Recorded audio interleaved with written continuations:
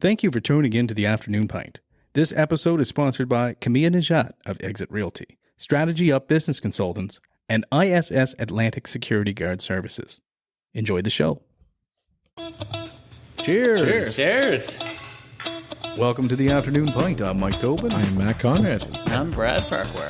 Brad Farquhar. Yes. Brad, you own a company or you operate a company? What do you do? Yeah, so the business I started about 6 years ago now is called Purple Cow Internet. Ah. I heard of you. Yeah. I've seen your billboards. Billboards. Maybe you've seen the most recent one. It's a little bit funny. Which one's that now? Well, it says prices more stable than some world leaders. Oh, okay. Yeah. Or prices more stable than the tariffs. Okay.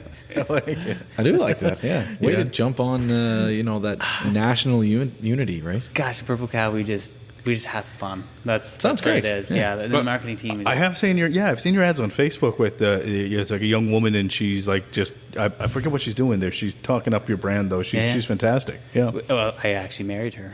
Oh, she's super really? fantastic. Yeah. Married her and recently had a kid. Yeah. Recently had a kid as well because we were going to book you in a month earlier and you were having a child that week. Yeah. It's been a great time having a little guy. His name's Luck, and gosh, my heart just melts just thinking about him. Oh, that's cool. Well, welcome great. to the world, Luck. Yeah, hopefully it's a good one by the time you grow up there. And yeah. Yeah, awesome. So we can dive right into some of this stuff, like because we get a lot to cover. Sure. Yeah. So I'll just say where we're at real quick. We're at Station 6 this week. I'm actually enjoying a non-alcohol beer. It's a Propeller Lager, right? So the craft beer market's making non-alcohol beers, which I think is awesome. Some days you just don't want to have an alcohol beer, right? So yeah, I'm enjoying that. You're trying that too, Brad, eh? Yeah. So far so good. I really like it. Yeah. Awesome. I got the Azaka. Awesome. Another awesome beer, right? Good It's a really good one. Good Propeller beer. So it's all Propeller today at Station 6? Yeah, it is. Yeah. So, Purple Cow. Okay, so first thing, I got to ask you, because there is a Purple Cow marketing book that's extremely popular. Yeah, for sure. Now, did one influence the other, or was this completely independent? Yeah, unfortunately, Seth Godin beat me to writing that book. Well, actually, so I have a marketing degree from St. Mary's University, and Seth Godin, that book called Purple Cow, was super influential on me at a few different stages of life, and it's my by far favorite marketing book. Okay. And I remember I was starting Purple Cow. At the time, I was trying to figure out the different names for it. I was like, like Atlantic Internet or True Atlantic Internet, or like the Raptors were just running True North. It was trying to figure out something. And I was reading this book again called Purple Cow, and I was like, oh my gosh, I think that's what I'm going to name the business. And the whole idea around Purple Cow is that in every industry there's a potential for one of them to be there. Right. Yeah. And it is a business that tries to go above and beyond, one that tries to do something different, one that puts the customer first. And I thought of a landscape of telecommunication company, of two oligopoly companies here in the Maritimes. There's a lot of room for a Purple Cow. Yeah. So hence Purple Cow Internet. We launched it 2019, and we've been growing it since. Cool. And we got some really cool stuff. Have you ever talked to Seth Godin and does he know that the internet was inspired by his book? You know what? I had lunch with him the other day. It was pretty good. He did an NA beer as well. I haven't talked to him, but I think it'd be really cool to let him know. It'd be kind of neat to just to say, hey, by the way, this happened, right? Sure. Yeah. Because his book's about being remarkable. Basically, is like the secret sauce in being an awesome company. Is that kind of on the wavelength? Yes. I also like the fact that I think a lot of companies try to do what your original thought process was of trying to relate to the area in which you're launching, could have called it Nova Cable or something or whatever, right? Yeah. And I think a lot of companies do that. Just the fact that it's Purple Cow.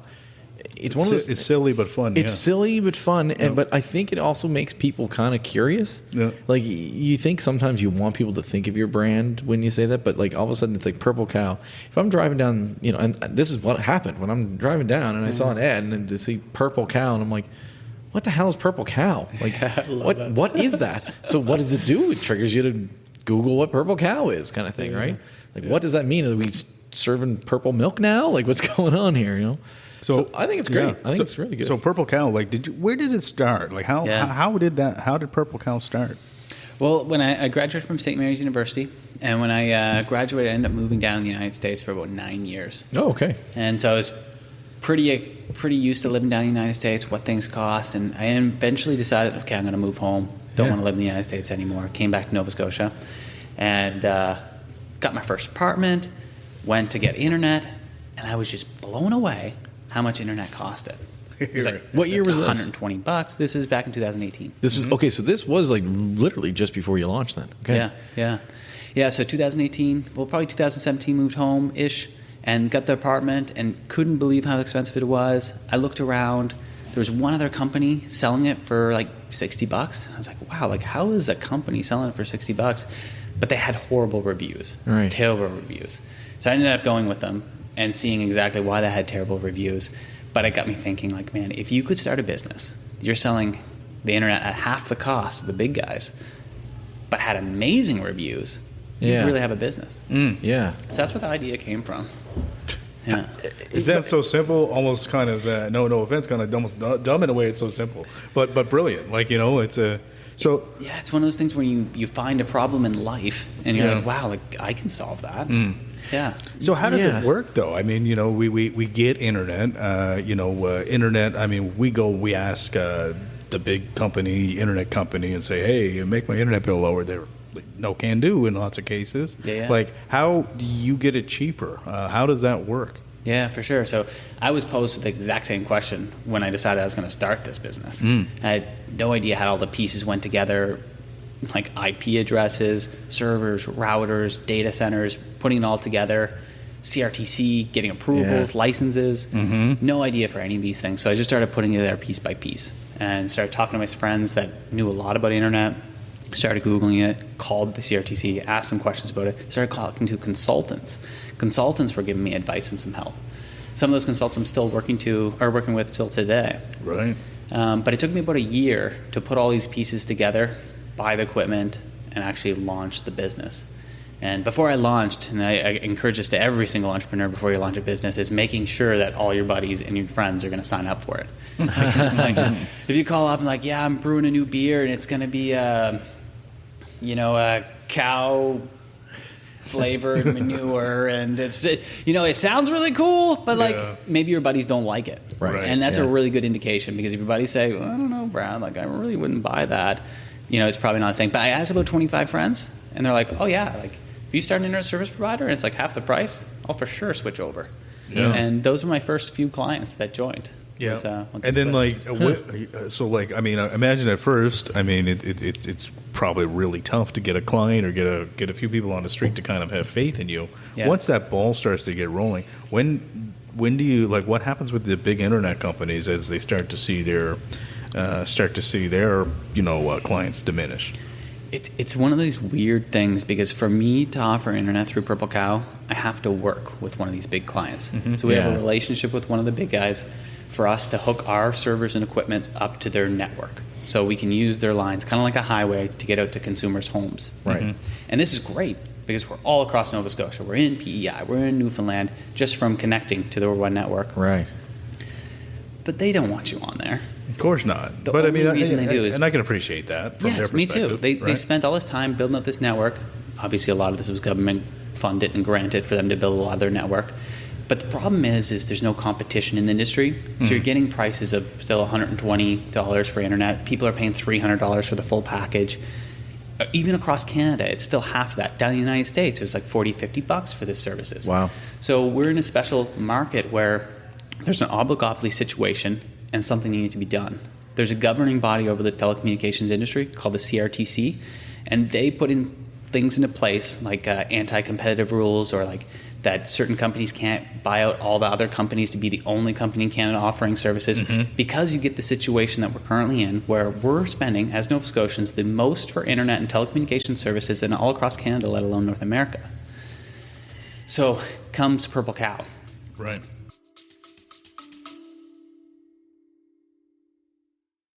This episode is brought to you by Camilla Najat with Exit Realty Metro.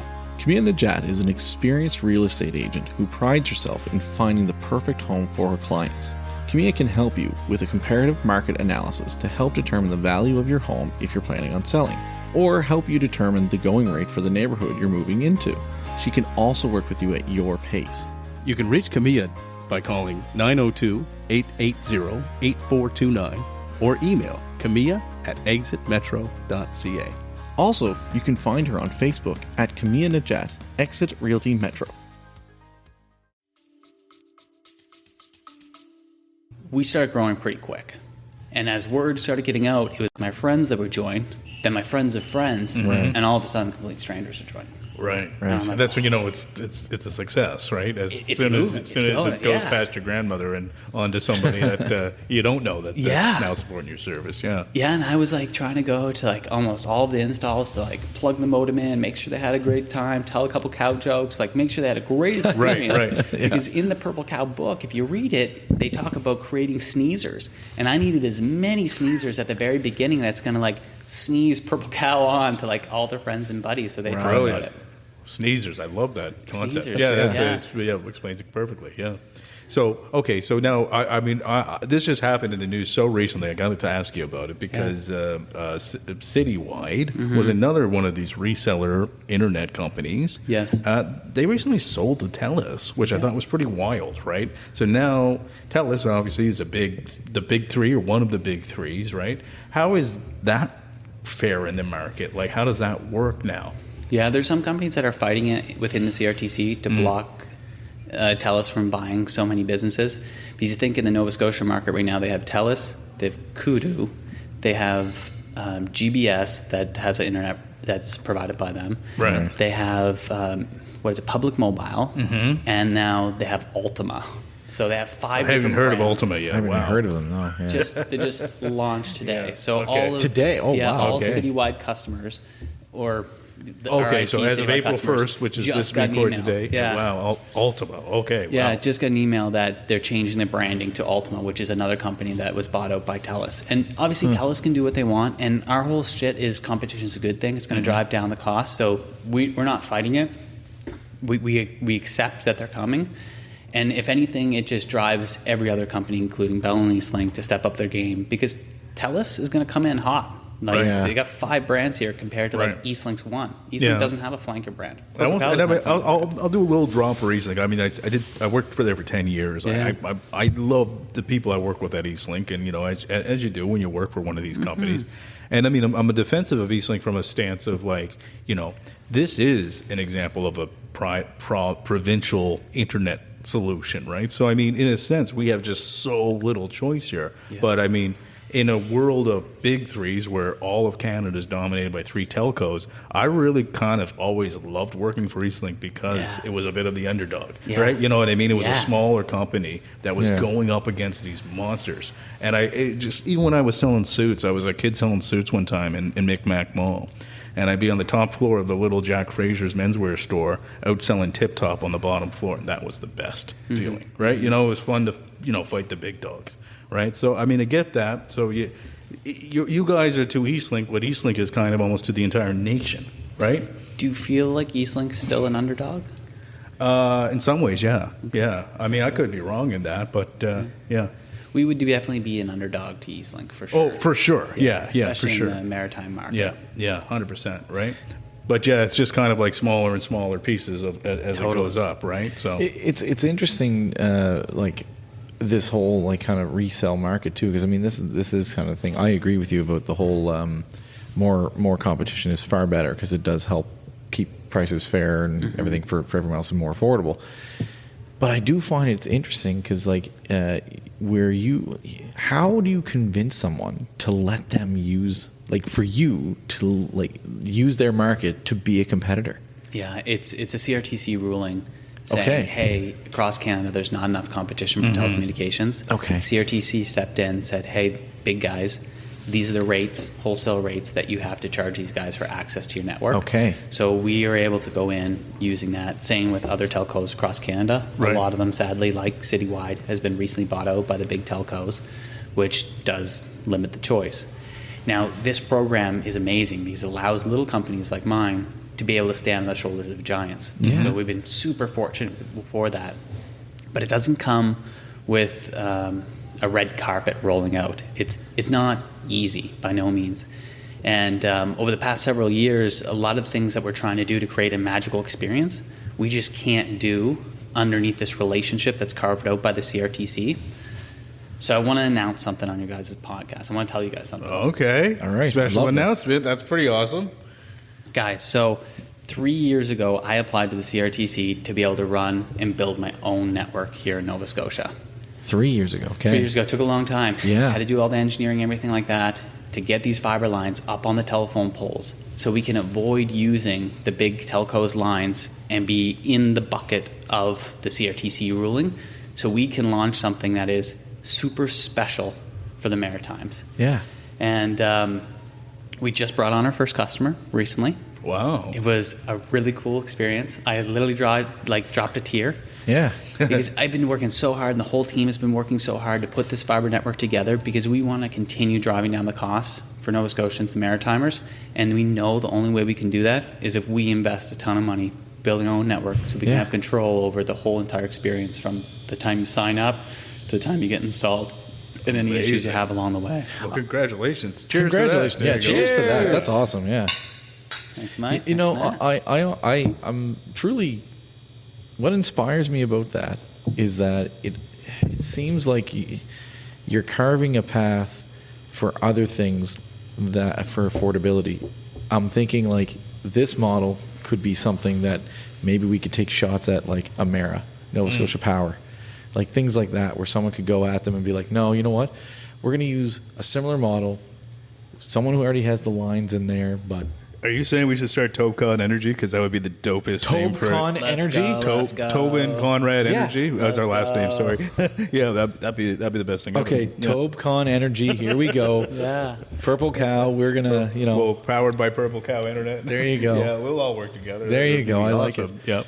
Yeah, but that's the thing. So I think it's really cool. I mean, like, we need more local entrepreneurs here, and I think there's like ways of to kind of see that. So this is a huge step. Like, It's huge. Do you sit back and think that like my company is 6 years old, and like let's not pretend that telecom companies aren't huge, right? Oh, dude, big. Right, And some of the richest people in the world and legacy own telecom as well. companies, Like, right? Yeah. like Bell's not a new company, right? It's. Yeah. I mean, these companies have been around for decades, right? Centuries. So to almost get in the door as an independent, it seems almost no one does it anymore. It's almost like it's not cool. Like no one tries that anymore. Yeah, I totally agree. And So why are you trying it? The barriers are really huge. Yeah. But I think it's needed. Yeah. Like, without a question, without a doubt, it's needed. And when I told some of my telecom buddies that live across Canada that this is what I was thinking about doing, they honestly said I was crazy and not to do it. Yeah. But when I think about it, we're using the big guys' infrastructure, Yep. and we're gaining market share. Like, Right. last month so 2 months ago was our busiest month ever. Last month was our second busiest month ever. Oh, so the snowball's getting bigger. It's moving. And I know that if we can continuously reduce the price of internet and increase the speed of internet, you're going to increase your market share. Yeah. Just naturally. Right. And that isn't something that is always done in telco. It's increase the speed and increase the price. So Yes. you're going to have like a fiber map, and like where's this going to start? In Halifax, this fiber? Yeah. So we're launching in Fairview. Oh, cool. Yeah. Okay. Okay. Yeah. And how many clients do you intend to serve with your kind of initial plant, or do you know yet? Yeah, so we'll pass about 3,000 homes Okay. in Fairview. Yeah. And we're expecting to get about 30% of it. So we're Perfect. to 1,000 herd members. Yeah. And That's huge. we already have several hundred herd members there, so we'll switch all those over, and then we'll encourage other people to switch. And I think we'll find a lot of success because, for example, so our pricing is literally half the price of the big guys. Yeah. So, East Lincoln Bell would charge $120 for something that we're charging $60 for. Yeah. But the fact that we have our own network now allows us to bring things to Nova Scotia that isn't even across Canada yet. Like Speeds. speeds. Okay. Yeah. So you want to go faster. Yeah, like right now the big thing is the gig. Yeah. You want the gig internet. We can go Yeah. all the way up to 8 gigs. Wow. Yeah, so 8 times faster there. Ping rate faster than anything else you see, and everything's symmetrical. So upload is the exact same as download in every single plan. And this is where I think like these are talking about all the features that are really cool, but how that translate to the end user and the benefits that they'll see, they're going to save money to be able to get a vacation. If you're saving $100 a month, that's $1,200 a year. That's a flight down to Mexico or wherever you want to fly once a year. Right. Yeah. Exactly. It's buying for some people. more It's food. I was going to say it's literally food for some people, right? Yes. And these benefits I don't want to go without saying, because they're so impactful that it will change people's lives. And this is what we're trying to do with Purple Cow, is trying to drive down that overall cost for internet. And we know the only way we can continue doing this is we build our own network. And that's what we're doing. So when are you getting into cell phones? Because that's the next thing we need competition on. Dude, we're trying. Cell phones is a whole other beast. It's not an easy play, but we've been trying for the past year. The ball's rolling. Okay. We'll see. Yeah. That'll be the next reason I come on You guys do television as well? TV, home phone. Yeah, it's all there. Yeah, cool. And how's the TV? Yeah, I was going to ask about TV, because I don't hear much. It's just such a TV. I mean, a lot of our generation and younger. I mean, now a lot of people just don't even have TV. I don't never have had cable. I don't have cable. Yeah. It's just streaming. I don't anymore either. I haven't had it in Totally. years. Yeah. Yeah, well, you guys are our target market. Yeah. Like I have TV at home because, well, I like to watch Survivor. I think it's like the most fun show. Yeah, cool. Dude, it's cool. And so our TV is really neat because it's you don't have this big clunky box that you need to ship someone or return or anything like that. It's just an app. Download on your phone, download on your iPad, download on your TV, wherever it is. I use a Fire Stick at home for it. Okay. I use a Fire Stick, but I suppose the CEO of Purple Cow can't have IPTV. Right.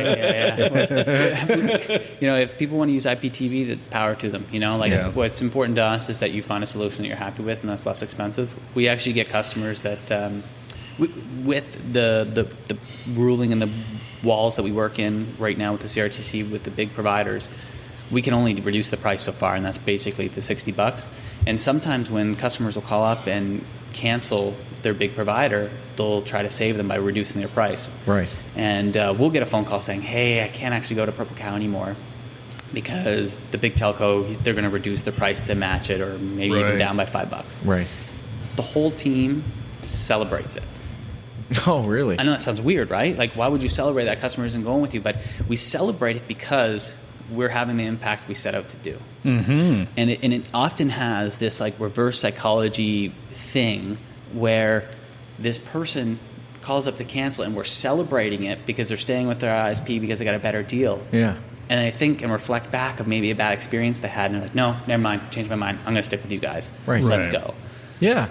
That's an interesting thing there too, because it's like, I guess this is another reason why I get a little bit frustrated with companies, why many people do, is just like, I think everyone thinks about the amount of greed that big companies have. Like they have to keep making more and they have to keep growing, and they not only just pushing the people who have to buy their product down further by cost, but their employees. Like it's that burnout of like, got to grow more every year, got to grow more. And I mean, you have to grow more because you're a small company, you're going to get bigger and everything, right? But it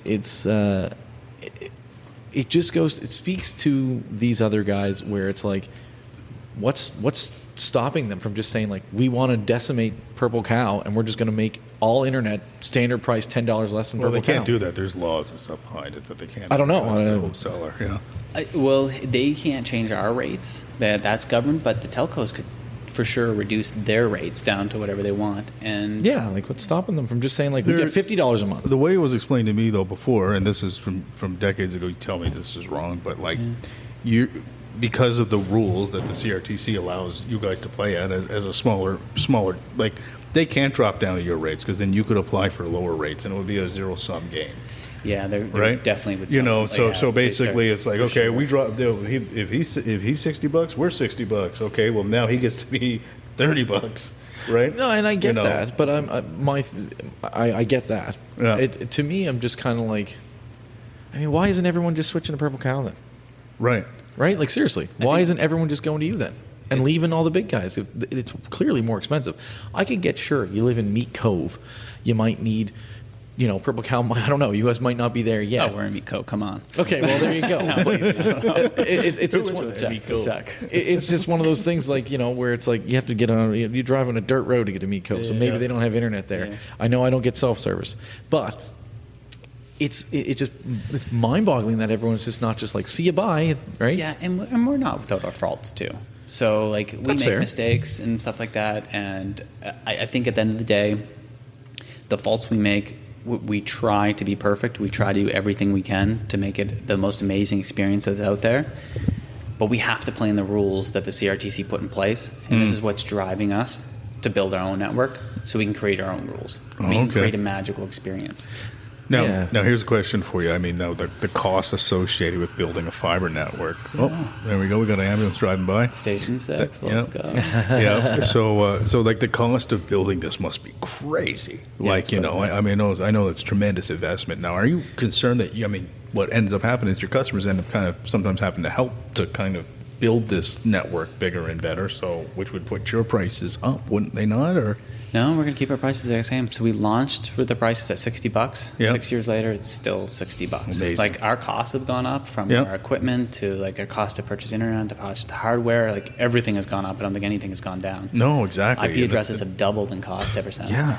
So like we're holding strong the $60. One nice thing about it is like there's as more customers come on, it helps us pay for different things. That makes sense, yeah. So we're able to keep the cost the same, but when we build our own network, we're able to reduce the cost, and that's the whole goal. Okay. Because now we don't have to pay what the CRTC says we have to pay to the big guys. That goes against a loan that I'm taking to build out a lot of this network. It helps out substantially. So it's still a very risky move by far, but we feel that it's an important move to make.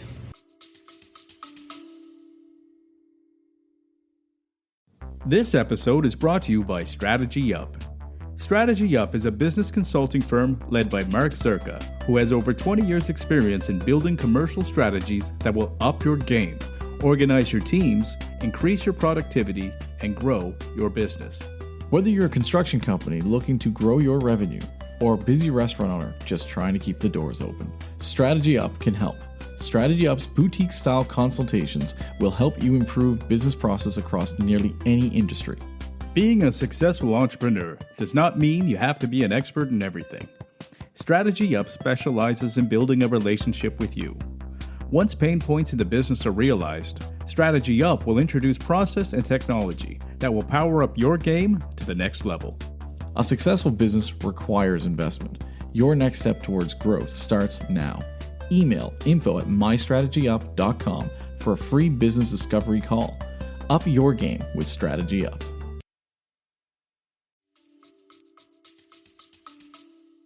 Yeah.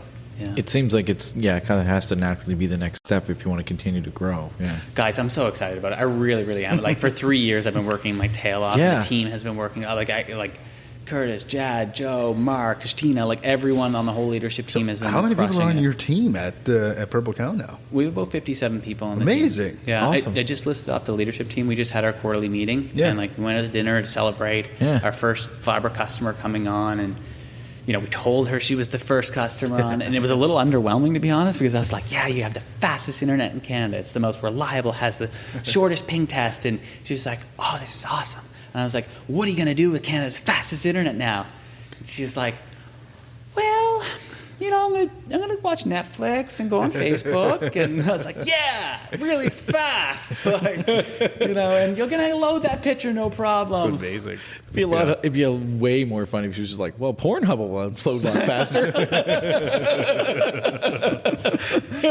And yes, it will. Yeah, exactly. I haven't tested or anything, but So I mean, this is pretty crazy. I think you're coming here, you're seeing a problem, seeing that the internet should be cheaper for Nova Scotians, creating a solution to that problem. That's pretty darn cool. I want to go back a little bit further. Just something I think you're an endurance athlete. Is that? Oh yeah. Is that like? What's that about?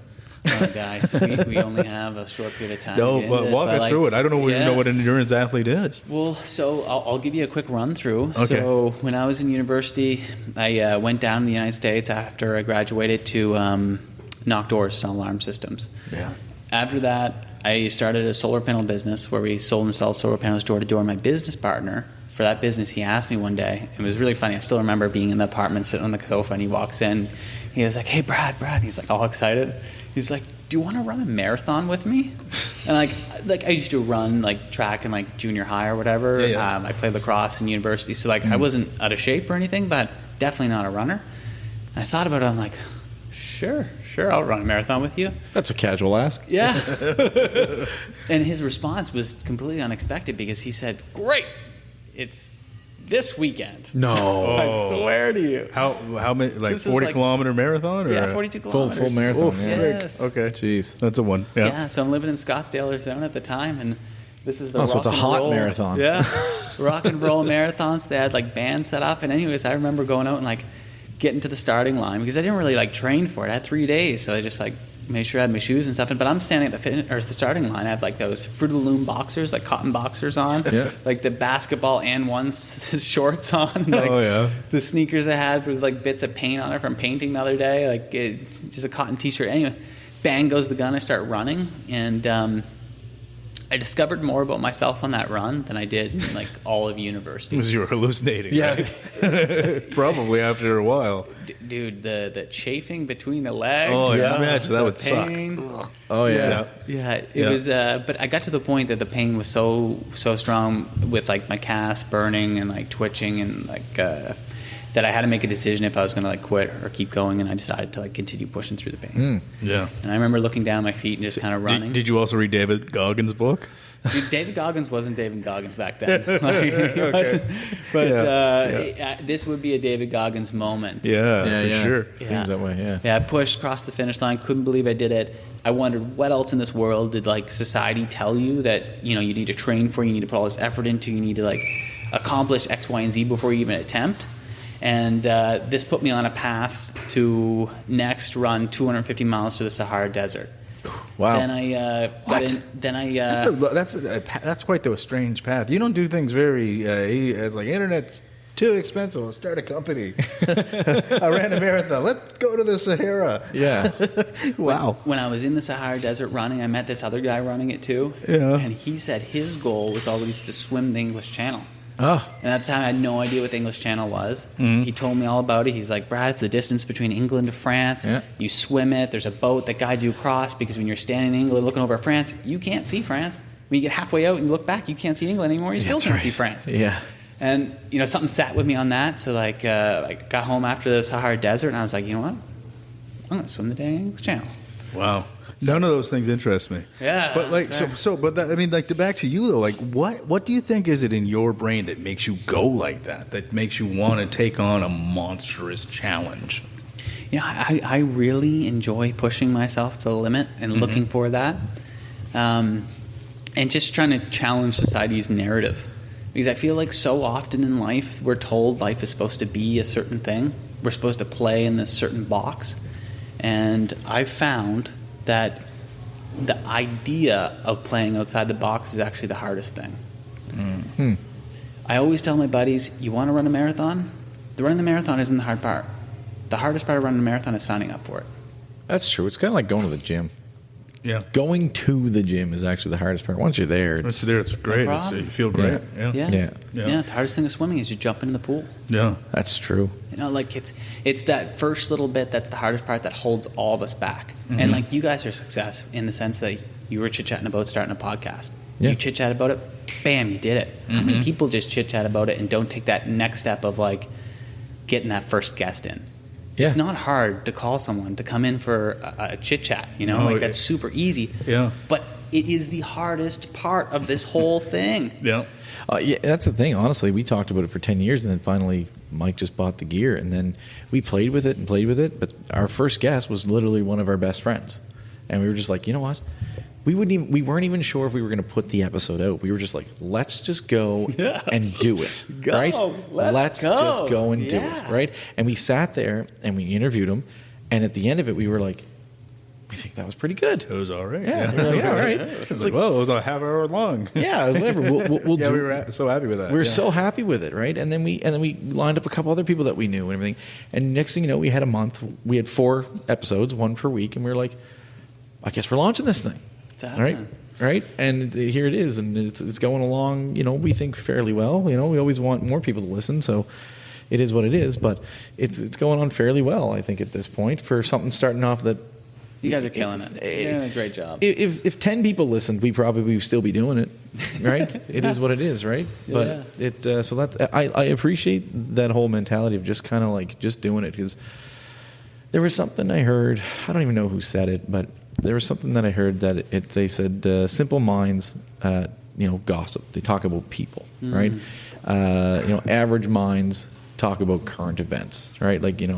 But like intelligent minds talk about ideas, right? And I think I keep trying to push myself to be there. Yeah. Where it's like, we're talking about current events and things like that, but it's like I want to keep talking about ideas. I want to keep trying to figure out different ways to do things and explore different business avenues that Mike and I can do and all that stuff. So, and we're trying to expand this. Right, we're trying to expand this not just to be more in a podcast, but we have other avenues that we're working on. Love it. So I can appreciate the mentality for that.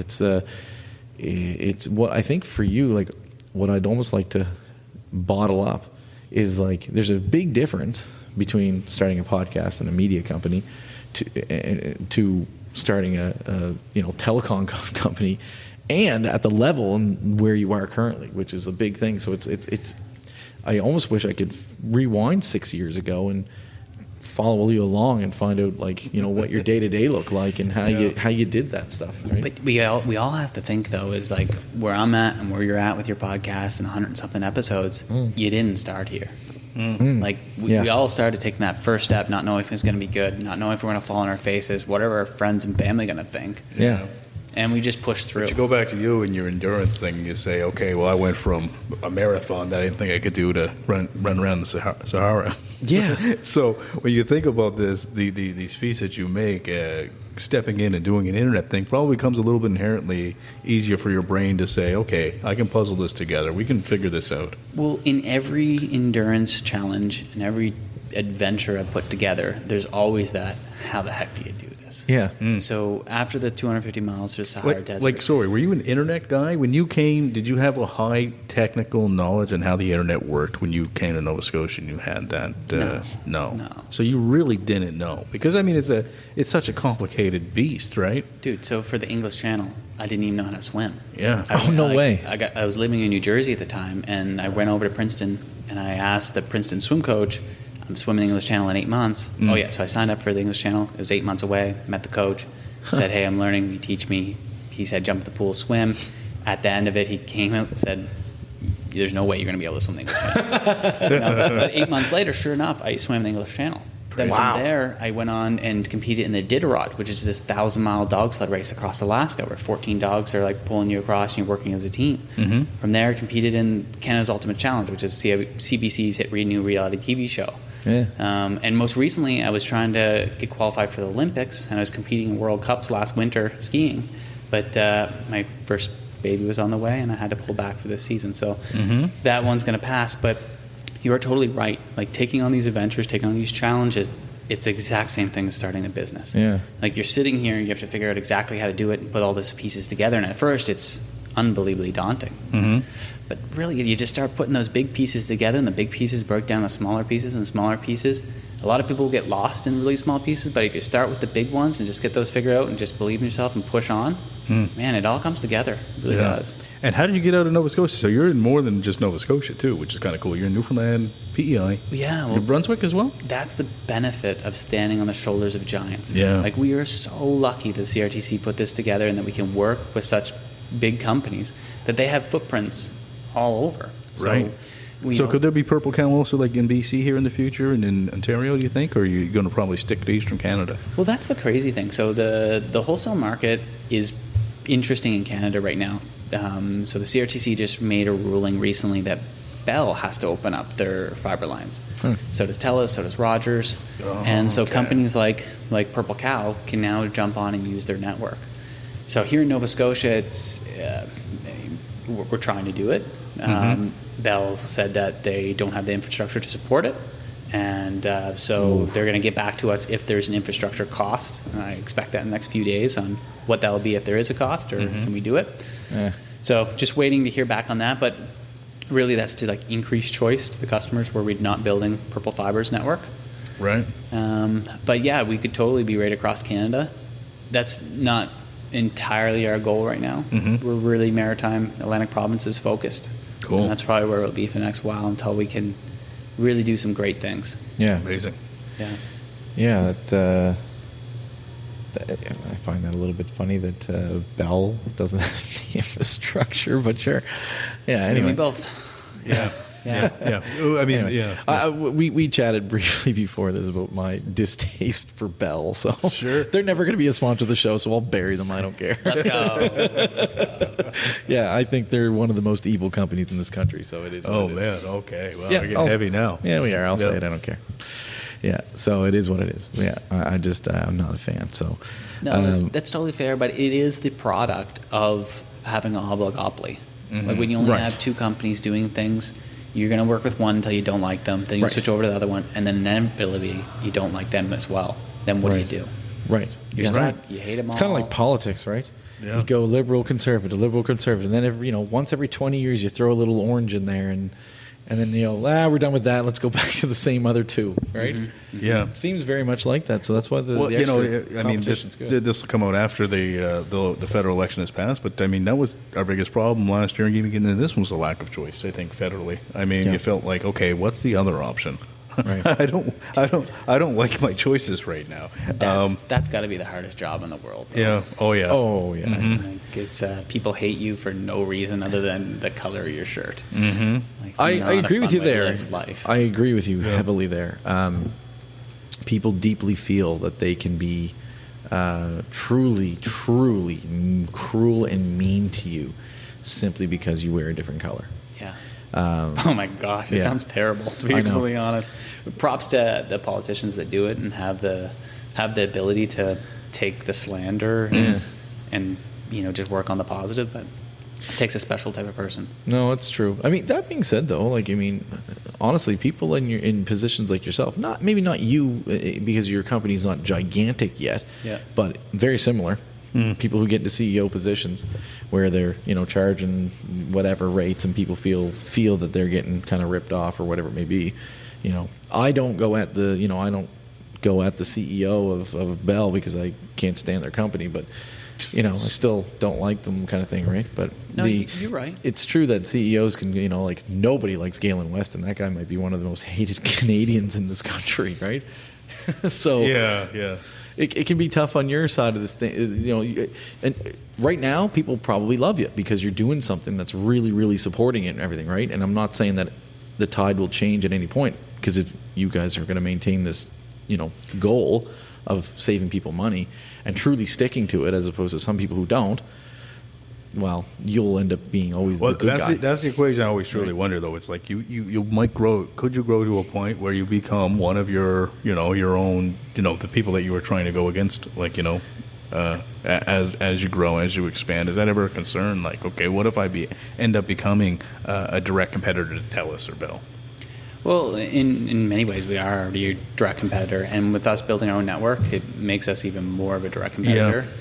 Now, I think what's going to keep us aligned and what is going to keep us away from turning into having the oligopoly mentality is really like we try to do what's best for the customer and everything.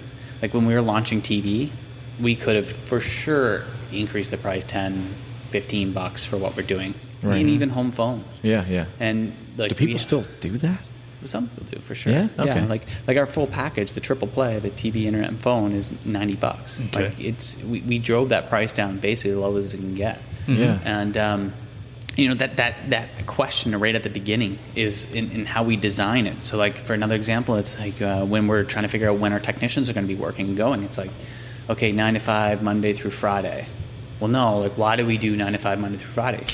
Because that's like what we're conditioned. That's why we work 9 to 5. But no, like people are home in the evenings. That's or right. on the weekends. So we're designed ours around the customer. We designed we have the most amount of appointments in the evening and on the weekends. Right. And it's like simple things of taking it back to basics like that. What does the customer actually want? What does the herd want? What do we need to grow the herd? And I think if we continue focusing on They that, call it the herd. That's The good. herd, the cow. Yeah, that's the herd all the way. good. Yeah, I like it. How do we make sure we don't tip the cow with those high prices? That's a good one. Yeah. He's stealing that. That's totally Go for good it. on you. Don't tip the cow. Yeah. Yeah. No, we're very mission driven. It's in our core values. It's in our mission statement, and I think this is what's going to keep us pointing in the right direction. Man, cheers to that again. You're gonna double cheers today, eh? Yeah, you get a double cheers. Yeah, but you know what? That's important. I think today, now more than ever, having a cause with a company is what draw. It's a factor that people are actually thinking and considering about. Like, there's clothing that I think is way too priced, but because they have a cause, people still buy it. I mean, the 10 tree hat, ball hats. That's exactly what I was twice thinking. over. Hoodies for my partner and I, just because I like the fact that they plant 10 trees every time I know we buy a sweater, right? Yes. Yeah, it's cool. Like Tom's shoes, buy one, get one. Like exactly. Mission-driven things that are like very important. Yeah.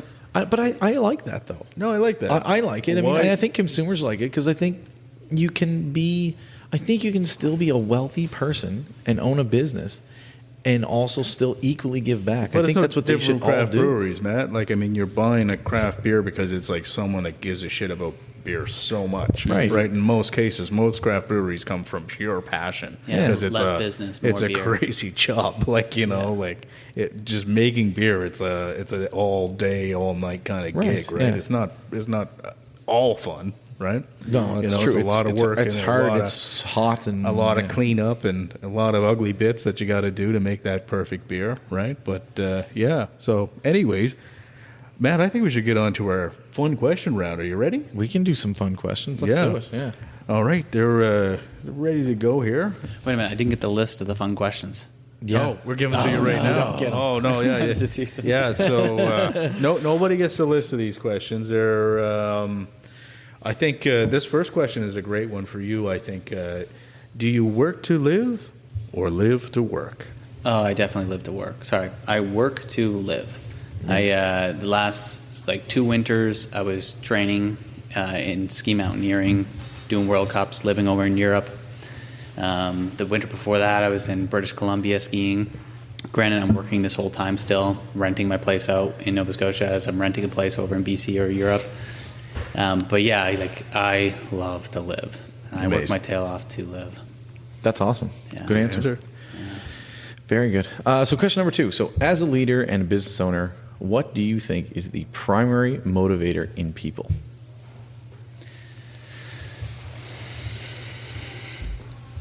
Well, I honestly, as a business leader, what people want, I think it's different for every segment, but people want more for less always.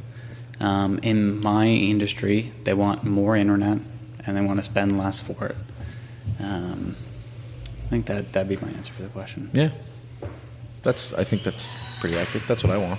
Yeah. What do they want? They want value. And it's in that instance. Yeah, and it's like Jeff Bezos' line for that is that they want, they're always going to want their products for less expensive and they want it faster. Could I ask you this question just slightly differently? What do you think your primary motivator is as a leader for you in one of your employees? Yeah. At any level. What do you think is their motivations, or how do you lead a team? Yeah, why they follow is the question.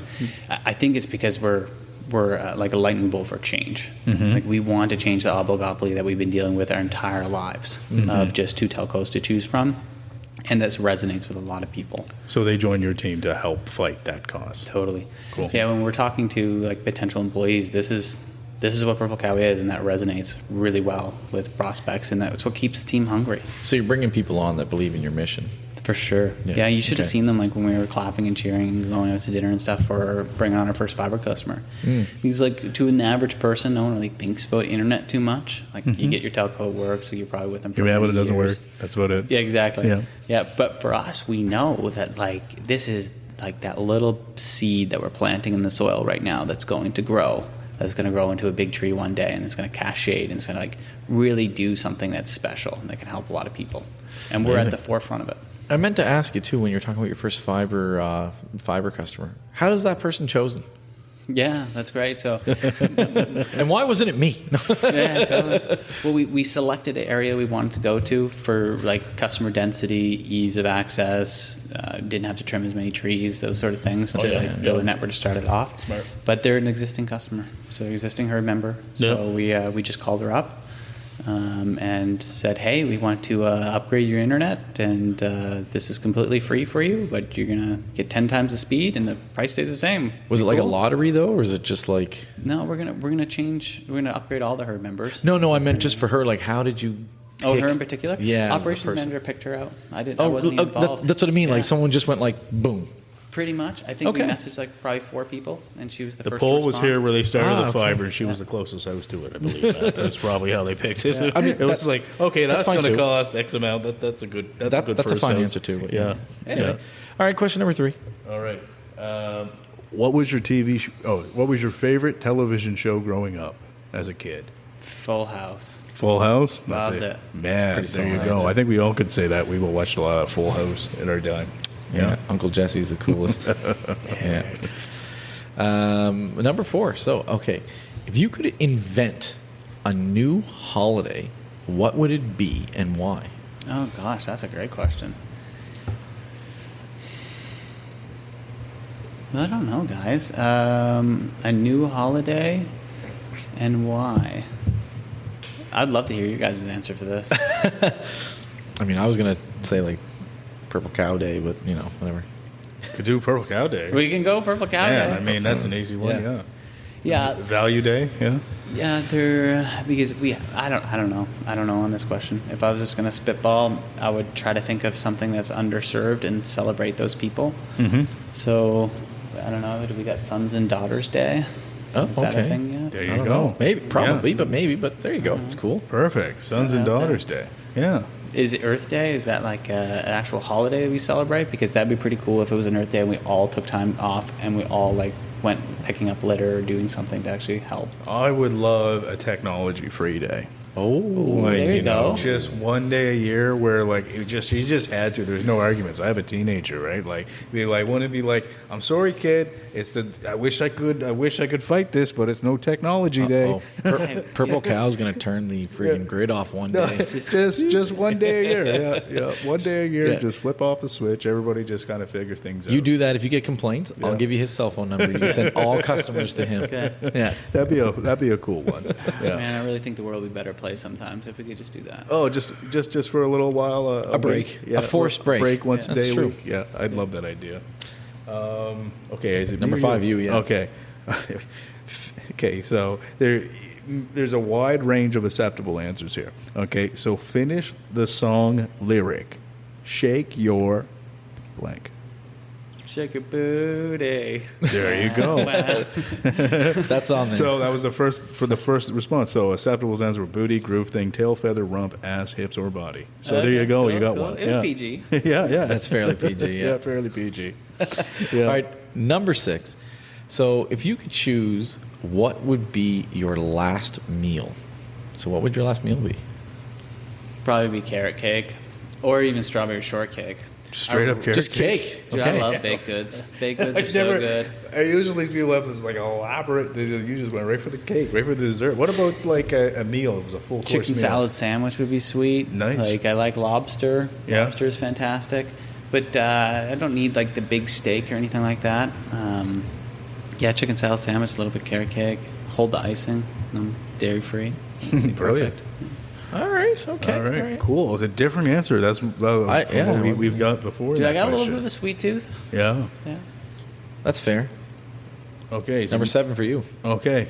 What resolution you make to yourself that you have a hard time committing to? So I'm going to do this thing. This is a great question for you because you've taken many small things in your life and then took on that next big monster. So what's a resolution that you have for yourself? Like, I want to do this thing, but you got a hard time committing to it. Well,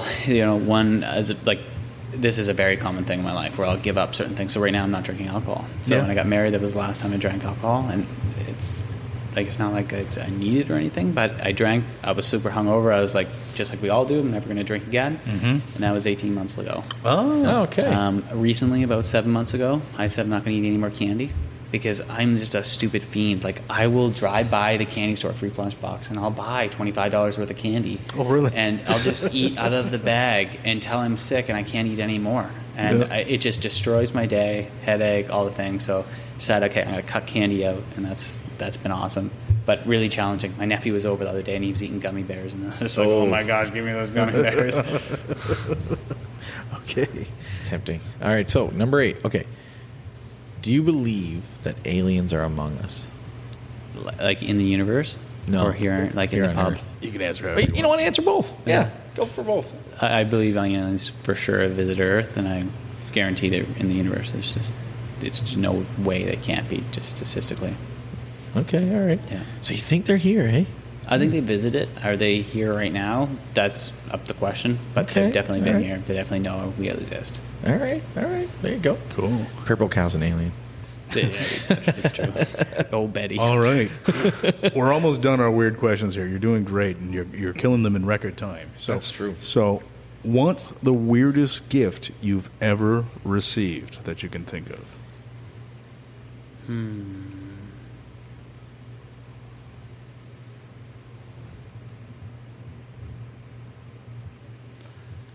Do STDs count? No, I'm just teasing. Weirdest gift? Like, there's... I'm trying to think. Like, I'm not a big gift guy, so... I went to visit one of my friends in India once, and they gave me a bunch of, like, Indian artifacts and Buddhas and, like, this cup thing you spin around, and it hits with the two little strings making a sound, and... I was like, man, like, what do I do with all these things? Like, it was very generous. It was thoughtful, but it was just like, oh my gosh, like, what am I supposed to do with these 12 trinkets? Yeah. Oh, yeah. But I still have the magnets on my fridge. All right, that's good. Yeah. That's good. All right, so last question is the one that we've asked everybody over and over again. So, what is one piece of advice that you were given that you would like to share with us and our listeners? Yeah. So the one piece of advice that I would give is that you have to set your goals high. Okay. When you say you want to take on this audacious challenge, accomplish this wild A goal, you're going to have friends, you're going to have family, people are smarter than you, taller than you, more educated than you, that are going to tell you can't do it. But you have one life to live and you got to chase it. Like that. Yeah. Great answer. So, that's a great answer. I will, anything last before we go? Anything that you want to say or anything like that? Guys, I'm super thankful you put me on the podcast to talk about what we're doing over at Purple Cow and the fiber launch. We are really excited about it, and I hope some of your viewers are really excited about the impact and the change that can have to our province. Mm-hmm. And I just want to thank you for this platform to no problem, get that out. and I mean, with no problem, since you're on the show here, plug your service. You can go to purplecow.com, is it? Yeah, purplecowinternet.com. Purplecowinternet.com. Internet's $60 a month, super reliable, easy to set up. We'll help you do it. And customer support, is it fast? If I call, if I have a problem, if I'm cranky? Oh, yeah. Like, the best thing about us is you can text message us. Cool. So that's text good. message is our main I form love of communication. text. Way You more don't fun have than to call. talking. We've got a customer portal if you want to get on there and do things. Okay. You can avoid all humans. Cool. Yeah. Oh, that's my jam. Yeah. All right, man. It was a pleasure Cheers. to meet you, Brad. Thank you so guys. much. Appreciate it. Cheers.